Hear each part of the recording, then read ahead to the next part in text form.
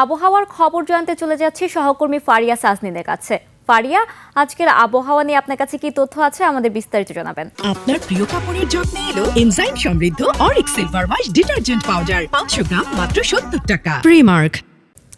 ধন্যবাদ বুশরা। দর্শক, আজ 24শে ডিসেম্বর 2025 তারিখে দেশের সর্বশেষ আবহাওয়ার তথ্য থেকে আমরা দেখতে পাচ্ছি উচ্চচাপ বলয়ের বর্ধিতাংশ পশ্চিমবঙ্গ এবং তৎসংলগ্ন এলাকায় অবস্থান করছে এবং সেই সাথে মৌসুমের স্বাভাবিক লঘুচাপটি দক্ষিণ বঙ্গোপসাগরে রয়েছে এবং এর একটি বর্ধিতাংশ উত্তর বঙ্গোপসাগর পর্যন্ত বিস্তৃত রয়েছে।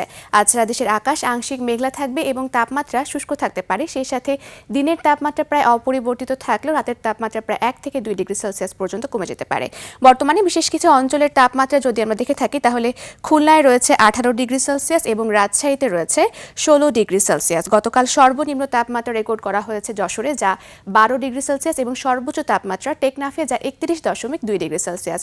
গত 24 ঘন্টায় রাজধানী ঢাকায় সর্বোচ্চ তাপমাত্রা ছিল 26.5 ডিগ্রি সেলসিয়াস এবং সর্বনিম্ন তাপমাত্রা 16 ডিগ্রি সেলসিয়াস। আজ ঢাকার আকাশ আংশিক মেঘলা থাকবে এবং উত্তর অথবা উত্তর পশ্চিম দিক থেকে ঘন্টায় 8 থেকে 10 কিলোমিটার বেগে বাতাস প্রবাহিত হতে পারে এবং আজ রাজধানী ঢাকায় সূর্যাস্ত হবে সন্ধ্যা 5:17 দর্শক, এই ছিল আমাদের আজকের আবহাওয়ার তথ্য। ফিরে যাচ্ছি বুশরার কাছে। বুশরা।